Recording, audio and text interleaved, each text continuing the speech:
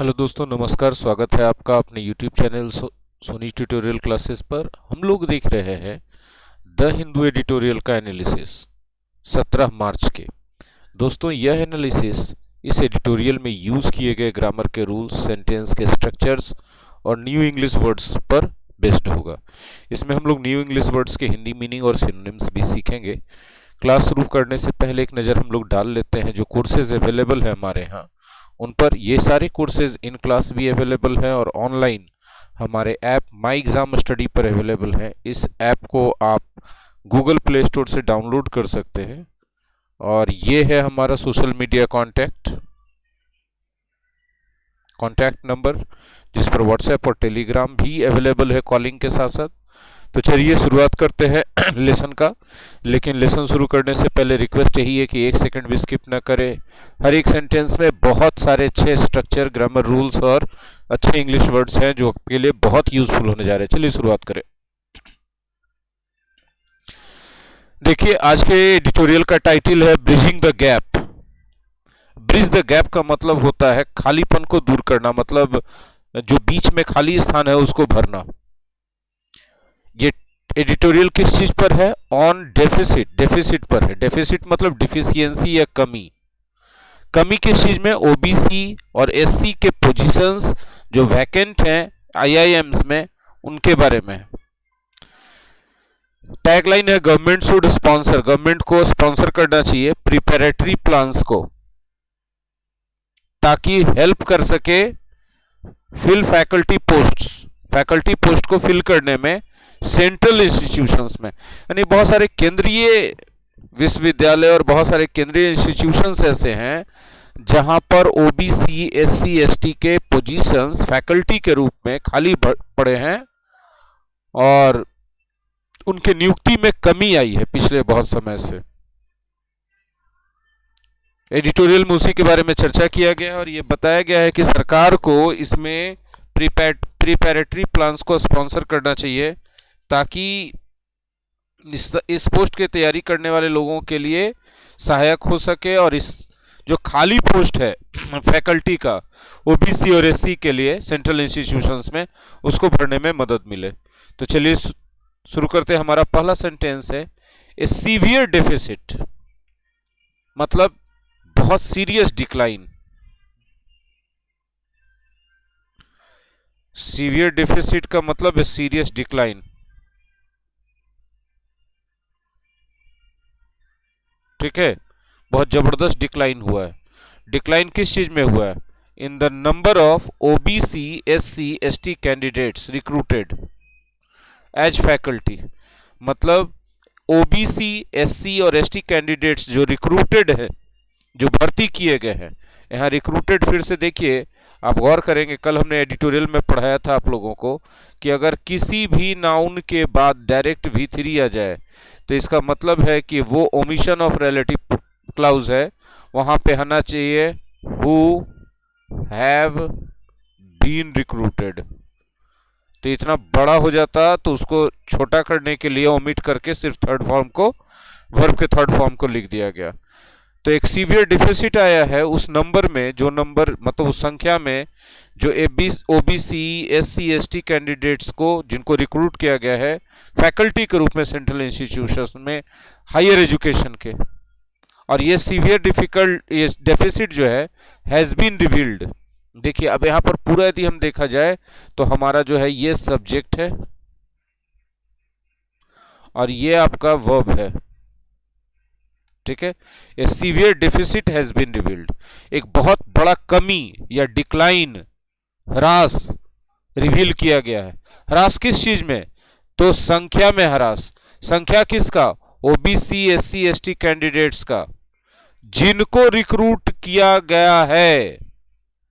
जिनको रिक्रूट किया गया है। किस रूप में रिक्रूट किया गया है? रिक्रूट करने का मतलब अपॉइंट करना, नियुक्त करना, फैकल्टी के रूप में। कहां? Central institute of higher education में। ठीक है, ये जो कमी है, डेफिसिट है, ये दर्शाया तो गया है किसके द्वारा, देखिए has been revealed passive voice है ना, दर्शाया गया है, सबके सामने लाया गया है union education minister Ramesh Pokhriyal के द्वारा संसद में। मतलब रमेश पोखरियाल हमारे यूनियन एजुकेशन मिनिस्टर हैं, जीके याद रखिएगा, उनके द्वारा एक रहस्य खोला गया है पार्लियामेंट में, और रहस्य है कि सीवियर डिफिसिट हो रहा है, बहुत तेजी से डिक्लाइन हुआ है ओबीसी, एससी और एसटी कैंडिडेट्स के नंबर में। कौन किस चीज के लिए कैंडिडेट्स, जिनको रिक्रूट किया गया, अपॉइंट किया गया फैकल्टी के रूप में central institutes of higher education के लिए, ठीक है। और उन्होंने एक drawing attention once again to the pallid state of reservation. Pallid state का मतलब पुअर कंडीशन, बुरी स्थिति in some of India's elite institutions.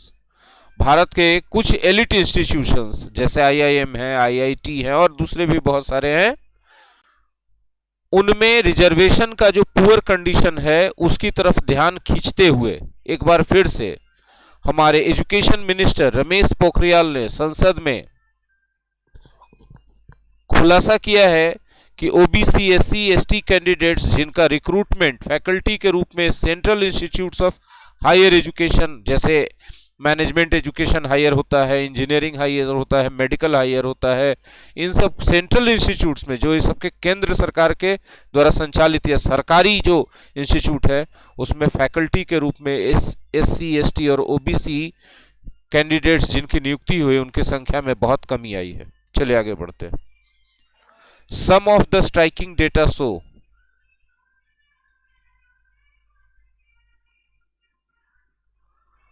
Striking यदि कोई चीज है तो सबका ध्यान अपनी तरफ खींचने वाला है। तो डेटा जो है एक नाउन है जो हमेशा प्लूरल माना जाता है, तो ये सब्जेक्ट क्या हो गया, प्लूरल सब्जेक्ट हो गया, इसलिए V1 है, present indefinite. Some of the striking data show, ये जो डेटा है सबका ध्यान खींचने वाले, इनमें दर्शाया गया है कि 62% Anfield vacancies for SC in the IIMs, है ना, कि आईआईएम्स में शेड्यूल्ड कास्ट के लिए जो अनफिल्ड वैकेंसी है, जो खाली है अभी तक 62% है, and 90% for OBC in the IISc. IISc में ओबीसी के लिए 90% जो फैकल्टी पोस्ट है वो अभी तक खाली है, जबकि vacant positions are on average औसतन about 38 to 52%, taking central universities into consideration या into account, है ना। तो यहाँ taking को यदि हम रिप्लेस करना चाहें तो लिखेंगे if we take central universities into account। मतलब स्ट्राइकिंग डेटा सामने लाया गया है जिसमें बताया गया है कि आईआईएम्स में एससी के लिए 62% जो वैकेंसी है फैकल्टी का अभी भी अनफिल्ड है, खाली है।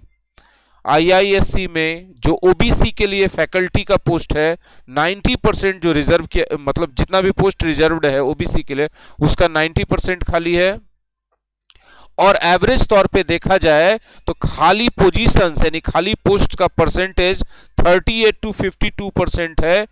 सेंट्रल यूनिवर्सिटीज को अगर ध्यान में रखें तब, if we take the central universities into account, कौन कौन से central universities, IIT, IGNOU, Sanskrit central university वगैरह वगैरह, यानी सारे सेंट्रल यूनिवर्सिटीज और इंस्टीट्यूशंस में जो एससी, एसटी और ओबीसी के कैंडिडेट्स हैं वो नियुक्ति ही नहीं किए जा रहे हैं।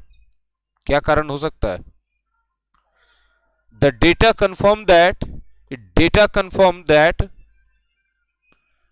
डेटा से यह बात साबित होती है कि the trend seen earlier in the IIT system extends, फैल गया है, टू मेनी मोर इंस्टीट्यूशंस, बहुत सारे और दूसरे इंस्टीट्यूशंस में।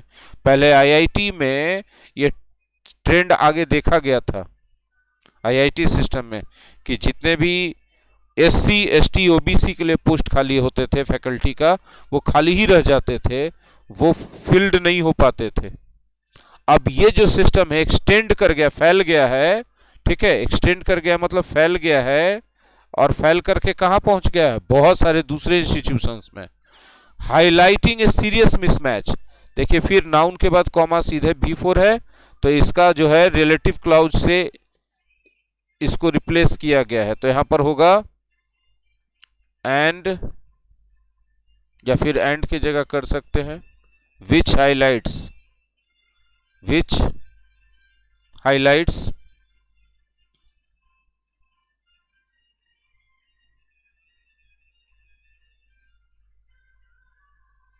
Serious mismatch. और ये जो डेटा है जो आईआईटी सिस्टम, आईआईटी में जो सिस्टम था उसको एक्सटेंड होकर दूसरे इंस्टीट्यूशंस में पहुंचने का सबूत दे रहा है ये जो डेटा, ठीक है। ये जो है हाईलाइट करता है एक सीरियस मिसमैच को। मिसमैच किसके किसके बीच, तो between the governments equity building goals and actual recruitment outcomes. जो सरकार ने समानता लाने का लक्ष्य रखा है और जो रिक्रूटमेंट का परिणाम है, जो नियुक्ति का परिणाम है, दोनों आपस में मिसमैच करता है। सरकार एक तरफ बोल रही है कि समाज के पिछड़े हुए वर्ग को आगे लाना है और सबके बराबर खड़ा करना है, इक्विटी बिल्डिंग गोल्स है, इसके लिए सरकार तरह तरह की योजनाएं ला रही है। लेकिन ये जो सेंट्रल यूनिवर्सिटीज ही हैं, बड़े बड़े ल्यूमिनरी यूनिवर्सिटीज, उनमें जो रिक्रूटमेंट का आउटकम है, जो भर्ती का परिणाम है, वो जो है सरकार के इस इक्विटी बिल्डिंग गोल्स को झुठला रहा है। चलिए आगे। In the case of IITs, IITs के मामले में an official committee suggested, official committee ने परामर्श दिया कि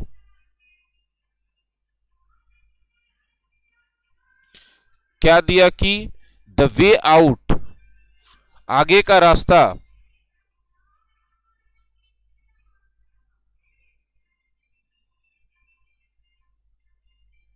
द वे फॉरवर्ड भी बोल सकते हैं या पूरा की जगह सॉल्यूशन भी बोल सकते हैं। सॉल्यूशन क्यों, क्योंकि एक समस्या है कि फैकल्टीज की बहाली नहीं हो रही है, तो स्टूडेंट्स को दिक्कत होगी पढ़ने में, अच्छे स्टूडेंट्स नहीं निकल पाएंगे वहां से फिर, है ना। तो सॉल्यूशन वुड बी, ठीक है, जब हम बोलते हैं दैट क्लाउज, तो दैट क्लाउज के अंदर ये सब्जेक्ट है और वुड बी जो है वर्ब है, ठीक है।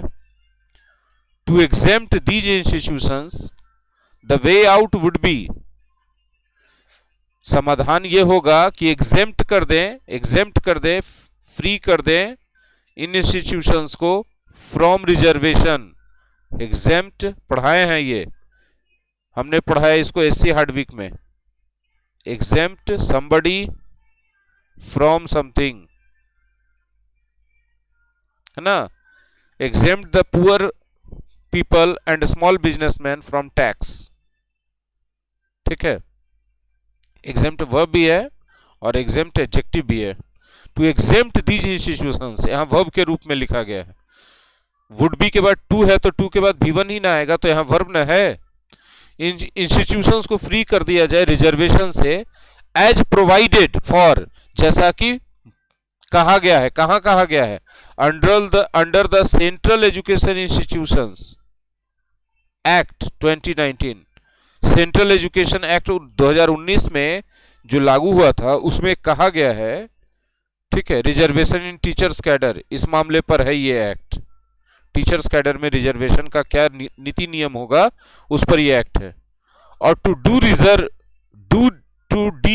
डी रिजर्व का मतलब रिजर्वेशन खत्म कर देना लोअर फैकल्टी पोजीशंस के लिए after a year if suitable candidates from the beneficiary communities are not found, ठीक है, कि अगर बेनिफिशियरी कम्युनिटी से एक साल तक कोई सुटेबल कैंडिडेट नहीं मिलता है रिजर्व्ड पोस्ट के लिए, तो उसको पोस्ट को डी रिजर्व कर देना चाहिए, मतलब छोड़ देना चाहिए कि उसमें जनरल का भी बहाली हो रहा है तो कोई दिक्कत नहीं है, ठीक है। इफ क्लाउज है यहां पर, देखिए if subject from are not found, present indefinite है पैसिव वॉइस में। कैसे आप पहचानेंगे, तो इज आर एम के साथ V3 यूज हुआ है ना, तो इफ के साथ प्रेजेंट इंडेफिनिट है, होता है फ्यूचर का बात करने के लिए। चलिए आगे बढ़ते हैं। This can not obviously be a salutary course, देखिए सैल्यूटरी बना है सैल्यूट से, सैल्यूट तो हम लोग सब जानते हैं सलामी देना, यदि सैल्यूट दे रहे हैं तो उसको बड़ा समझ रहे हैं। तो ये जो उपाय बताया गया है कि आईआईटी से या किसी भी बड़े यूनिवर्सिटी से, सेंट्रल यूनिवर्सिटी से, उस पोस्ट को डी रिजर्व कर देना चाहिए, रिजर्व्ड पोस्ट को, जिस पर रिजर्वेशन वाले कास्ट से या कम्युनिटी से 1 साल तक कोई अपॉइंटमेंट नहीं हो पाया, तो उसको डी रिजर्व कर देना चाहिए। ठीक है, तो ये जो है, this can not obviously be a salutary course for official policy. जो ऑफिशियल पॉलिसी है सरकार का समानता लाने के लिए, उसके लिए सैल्यूटरी मतलब सैल्यूट करने वाला कोर्स मतलब रास्ता, वे नहीं हो सकता, सॉल्यूशन नहीं हो सकता है, मतलब बहुत अच्छा वेलकम सॉल्यूशन नहीं हो सकता है। व्हेन, जबकि the reservation system is widely seen as the shortest path to equality and equity.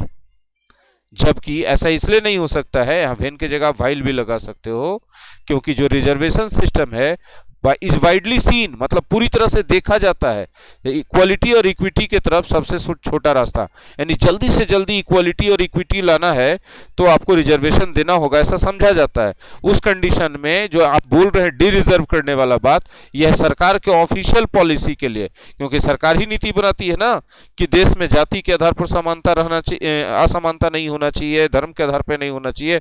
तो उस ऑफिशियल पॉलिसी के लिए यह एक सॉलिटरी कोर्स नहीं है, यह एक वेलकम सॉल्यूशन नहीं है। ठीक है, और रिजर्वेशन सिस्टम के बाद देखिए आप कॉमा देख रहे हैं, फिर यहां कॉमा देख रहे हैं, ये बीच में लिखा हुआ है ना। तो इसको अब लास्ट में इसके बारे में इसके एक्सप्लेनेशन समझ के जोड़ेंगे। जब भी ऐसा रहेगा ना तो ये पहले वाले नाउन का एक्सप्लेनेशन रहता है ये हिस्सा, और यह एक्सप्लेनेशन के तौर पे यहां V3 आ गया है ना, तो इसका मतलब ये रिलेटिव क्लॉज है, which is envisaged, which is envisaged as, अब लिख दीजिए आगे। यह envisaged का मतलब हो सकता है, समझें, considered, है ना, या imagined। यहां ये वाला सेट करता है ज्यादा है। यह जो है एक सैल्यूटरी कोर्स नहीं हो सकता है सरकार के ऑफिशियल पॉलिसी के लिए, जबकि रिजर्वेशन सिस्टम को, किस रिजर्वेशन सिस्टम को, विच इज एनविसेस्ड, जिसको समझा जाता है, माना जाता है एक इंप्रूवमेंट ऑन वेस्टर्न आइडियल्स, कि जो वेस्टर्न आइडियल है, जो वेस्टर्न तरीके हैं, किस चीज के, अफर्मेटिव एक्शन के। अफर्मेटिव एक्शन क्या है? अफर्मेटिव एक्शन एक ऐसा तरीका होता है पॉलिसी मेकिंग का या पॉलिसी डिटर्मिनेशन का, जिसमें किसी भी इंसान को एजुकेशन, एम्प्लॉयमेंट, ये सब देने से पहले उसके जाति, धर्म, कम्युनिटी, कास्ट, क्रीड को कंसीडर किया जाता है। तब उस जॉब या एजुकेशन देने के या फैसिलिटी देने के तरीके को, उस फैसिलिटी एजुकेशन जॉब कौन देगा? ऑब्वियसली सरकार देगी, या फिर कोई ऑर्गेनाइजेशन जहां वो आदमी काम कर रहा है, जहां से जुड़ा हुआ है। ठीक है, तो उसमें जब हम लोग जाति, धर्म, सब समुदाय इत्यादि का ध्यान रखते हैं, योजना बनाते समय, नीतियों का निर्धारण करते समय, तब उस तरीके को अफर्मेटिव एक्शन कहते हैं। तो वेस्टर्न आइडियल्स जो था अफर्मेटिव एक्शन का, उसमें इंप्रूवमेंट के रूप में देखा जाता है हमारे रिजर्वेशन सिस्टम को, और देखा जाता है कि यह सबसे छोटा रास्ता है इक्वालिटी और इक्विटी के लिए। चलिए आगे बढ़ते। What could help bridge the gap? जो बात, यहां व्हाट का मतलब द थिंग विच,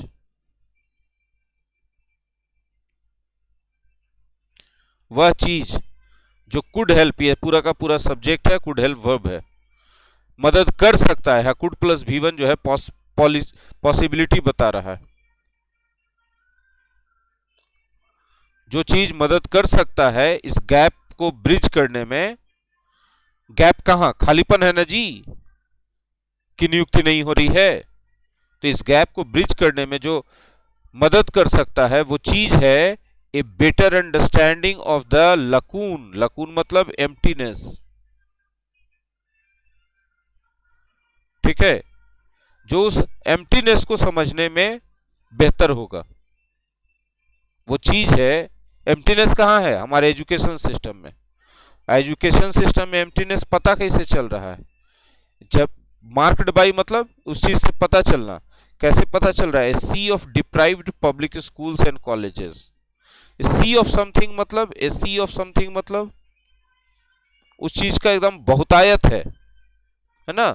तो sea of public schools and colleges है, लेकिन वो पब्लिक स्कूल्स एंड कॉलेजेस क्या हैं, डिप्राइव्ड है। डिप्राइव्ड होने का मतलब उनके पास जितनी फैसिलिटीज होनी चाहिए वो नहीं है। और किस चीज से पता चलता है हमारा एजुकेशन सिस्टम का लकून, खालीपन, हाइपर कॉमर्शियलाइज्ड प्राइवेट यूनिवर्सिटीज से। प्राइवेट यूनिवर्सिटीज कॉमर्शियल पर्पज से बनाई जाती है कि पैसा कमाए, लेकिन वो हाइपर हाइपर कॉमर्शियलाइज्ड है। हाइपर कॉमर्शियलाइज्ड होने का मतलब कि हद से ज्यादा कॉमर्शियलाइज्ड है। एंड कॉलेजेस हैं प्राइवेट में, and islands of elite institutions हैं जैसे आईआईएम्स। ये सब जो है हमारे एजुकेशन सिस्टम के खालीपन को दर्शाते हैं। और जो बात हम लोगों को मदद कर सकती है ये फैकल्टी का जो अपॉइंटमेंट नहीं हो रहा है इस गैप को ब्रिज करने में, वो होता है कि हम लोग अपने एजुकेशन सिस्टम के इस खालीपन को और बेहतर तरीके से समझ लें। The failure of the central higher education institutions, है ना। देखिए यहां पर सब्जेक्ट है the failure. The failure is usually attributed, आपका जो वर्ब है वो है इज, ठीक है। असफलता का कारण बताया जाता है the absence of enough qualified candidates, मतलब जितना क्वालिफाइड कैंडिडेट्स चाहिए उतना का कमी। यहां एब्सेंस का मतलब क्या हो जाएगा, गौर से समझिए। यहां एब्सेंस का मतलब हो जाएगा लैक, है ना। तो lack of enough qualified candidates, पर्याप्त क्वालिफाइड कैंडिडेट्स की संख्या को कारण बताया जाता है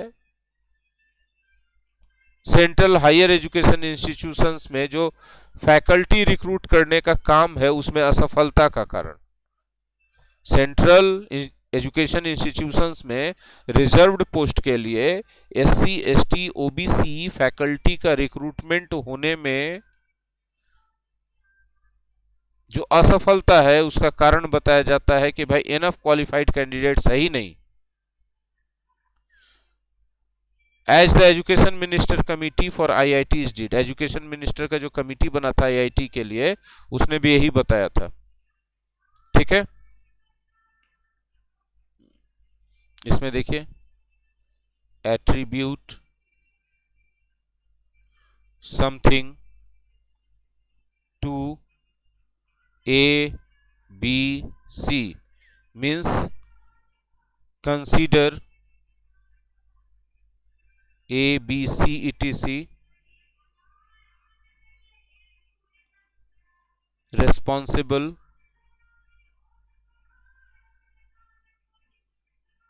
for something।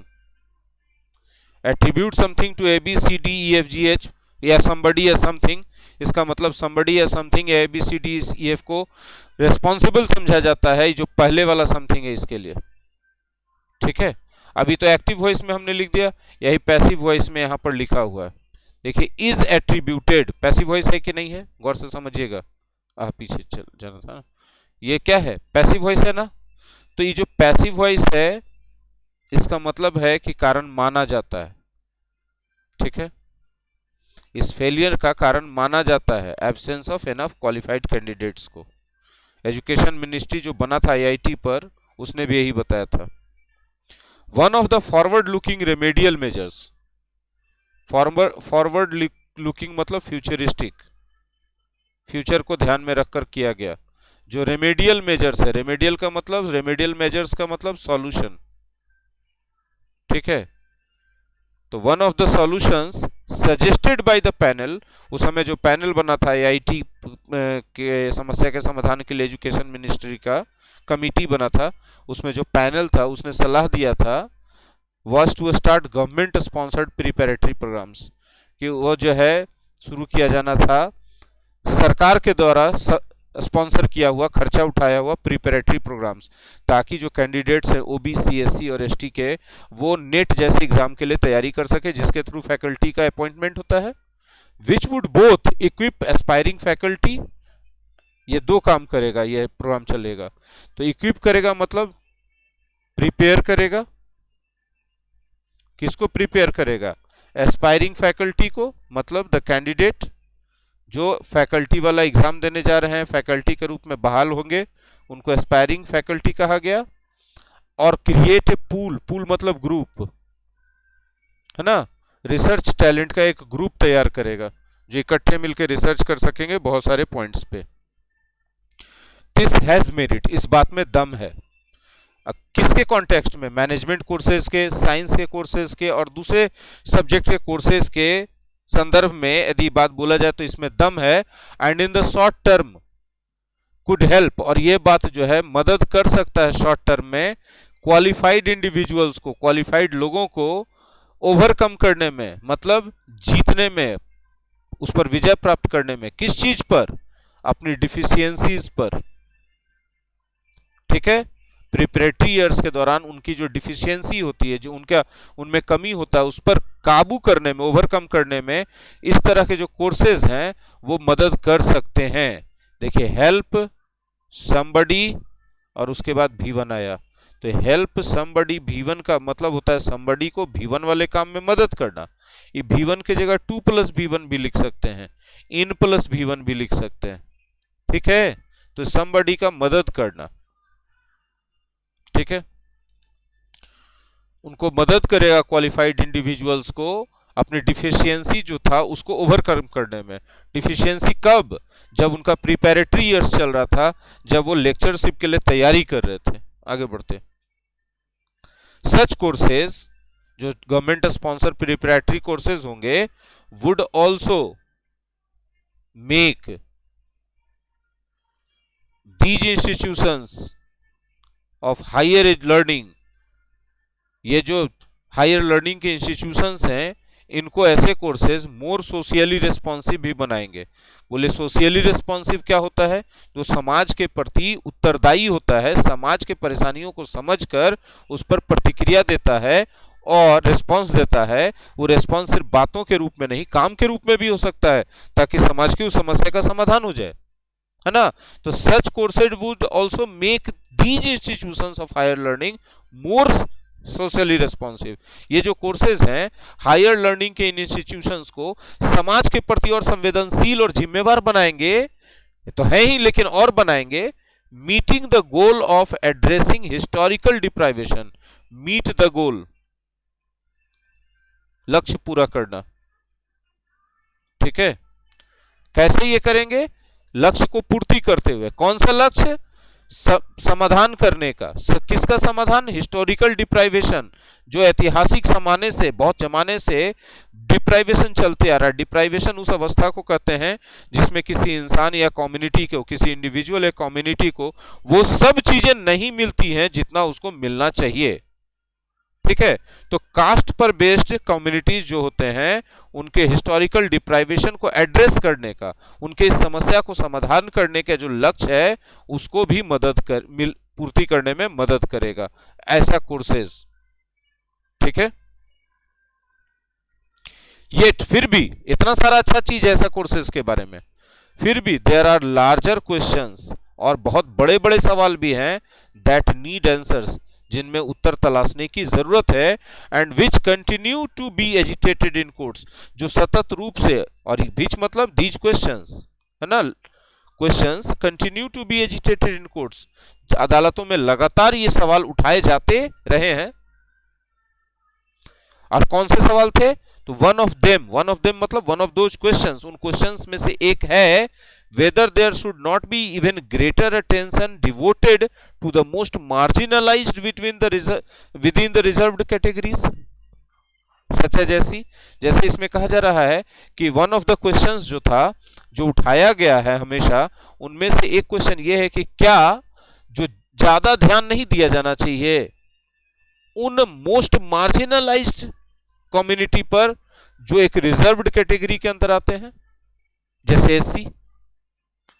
सिंस, क्योंकि ट्रिकल डाउन कोटा, जो नीचे उन तक पहुंचने वाला कोटा है, बेनिफिट्स है, कोटा बेनिफिट्स मतलब सरकार ने कहा कि भैया इतना इतना इतना इतना चीज इस जाति को, इतना चीज इस जाति को, तो जो सबसे निम्न जाति है या जो सबसे पिछड़ा है हद से ज्यादा, उसके लिए सरकार ज्यादा व्यवस्था करती है कि मुख्य धारा में आ सके, शिक्षा उस तक पहुंचे, जागरूक हो, रोजगार के लायक बने, है ना। तो लेकिन ऊपर से ऐसा कहा जाता है कि ऊपर से चलता है, यदि 1 रुपया है तो गरीबों के हाथ में 15 पैसा से ज्यादा नहीं पहुंचता है, मैक्सिमम 85 पैसा जो है बीच में गबन होता है। तो इसी को, जो 15 पैसा पहुंचा, इसी को ट्रिकल डाउन कोटा कहते हैं। ट्रिकल डाउन कोटा बेनिफिट्स कहते हैं। तो ये कोटा बेनिफिट्स जो बहुत अल्प मात्रा में उन लोगों के लिए होती है, किन लोगों के लिए होती है, वो जो रिजर्व्ड कैटेगरी है उनके लिए बहुत कम मात्रा में होती है, बहुत अल्प मात्रा में होती है। मीगर इसका साइनोनिम्स बोल सकते हैं। द एगैलिटेरियन आंसर, एगैलिटेरियन मतलब समानतावादी, जो समानतावादी उत्तर है वुड बी, ये होगा कि कंटिन्यू किया जाए एक्सपेंड करना, है ना, किस चीज को, द पाई ऑफ अपॉर्चुनिटी को। द पाई ऑफ अपॉर्चुनिटी एक फ्रेज है जो अपॉर्चुनिटी को भी हम यहां यूज कर सकते थे, लेकिन द पाई ऑफ अपॉर्चुनिटी बोल करके इसको थोड़ा फिगर सुंदर बनाया गया, फिगर ऑफ स्पीच का यूज किया गया। आप कह सकते हैं कि इस अवसर के चॉकलेट को और ज्यादा एक्सपेंड किया जाए कंटिन्यू तरीके से। समानतावादी आंसर इस समस्या का ही है। ये अपॉर्चुनिटी कहां दिया जाए, पब्लिक रीम में, सार्वजनिक क्षेत्रों में, सरकारी क्षेत्रों में, through ever greater funding of quality universal education. और ऐसे कैसे संभव है, किस चीज के जरिए, तो जो इतना भी अभी तक क्वालिटी एजुकेशन हुआ है उससे बेहतर फंडिंग किया जाए क्वालिटी यूनिवर्सल एजुकेशन के लिए। यूनिवर्सल एजुकेशन मतलब सबको मिले, हर लेवल पे मिले, और उसमें मदद किया जाए डिप्राइव्ड लोगों को, वंचित लोगों को, किस चीज के जरिए, अफर्मेटिव एक्शन के जरिए। अफर्मेटिव एक्शन को आप रिजर्वेशन कह सकते हैं। जाहिर सी बात है, एजुकेशन देने में, एम्प्लॉयमेंट देने में किसी के कास्ट, क्रीड, रिलीजन, कम्युनिटी को कंसीडर किया जा रहा है तो उसको रिजर्वेशन दिया जा रहा है समानता के पथ पर। मतलब देखिए पिछले वाले में कनेक्ट कीजिए कि जो बोला गया था कि बहुत सारी अच्छी बातें हैं लेकिन बहुत सारे सवाल भी उठेंगे। उन सवालों में से एक सवाल यह है कि क्या जो रिजर्व्ड कैटेगरी है उसके अंदर भी जो सबसे ज्यादा हाशिए पर गया हुआ है, जो सबसे ज्यादा पीछे छूटा हुआ है, जो सबसे ज्यादा मार्जिनलाइज्ड है, क्या उस पर और ज्यादा ध्यान नहीं दिया जाना चाहिए? तो इस सवाल का समानतावादी आंसर यह होगा कि पाई ऑफ अपॉर्चुनिटी को, अवसर के इस लेमन जूस को किस क्षेत्र में, सरकारी क्षेत्र में अवसर के इस लेमन जूस को और एक्सपेंड करना चाहिए और बढ़ाना चाहिए। और ये बढ़ाना पॉसिबल है यूनिवर्सल क्वालिटी एजुकेशन पर, और फंड बढ़ाया जाए, खर्च सरकार ज्यादा करे ताकि हर लेवल पे क्वालिटी एजुकेशन कैंडिडेट्स को मिले, और जो वंचित हैं उनकी मदद करे। इस तरह का रिजर्वेशन वाला पॉलिसी लाकर जो सफलता के मार्ग पर आगे जाएगा, समानता के मार्ग पर आगे जाएगा। यह था आज का एडिटोरियल 17 मार्च का। स्ट्रक्चर, ग्रामर, वोकैबुलरी, हर कदम पे हमने इसको एक्सप्लेन करने का कोशिश किया। आपको जहां लगता है कि और पूछना चाहिए कमेंट सेक्शन में पूछिए, अपना ओपिनियन दीजिए। अच्छा लगा हो तो लाइक कीजिए और अपने दोस्तों के साथ ज़्यादा से ज़्यादा फेसबुक पर, व्हाट्सएप ग्रुप में, इंस्टाग्राम पर, जहां जहां कर सकते हैं, ठीक है, यूट्यूब स्टोरीज और कम्युनिटी में सब जगह शेयर कीजिए ताकि ज़्यादा से ज़्यादा लोगों को इसका लाभ मिले और मेरा हौसला बढ़े इस तरह के एडिटोरियल्स, एनालिसिस बनाने के लिए। मेरे प्यारे बच्चों, ये course free of cost available है हमारे ऐप माई एग्जाम स्टडी पर, और उसमें एडिशनल और बहुत सारी चीज़ें दी गई हैं और धीरे धीरे दी भी जा रही हैं। तो आप उस ऐप को डाउनलोड कर सकते हैं गूगल प्ले स्टोर से। आज के लिए बस इतना ही, धन्यवाद।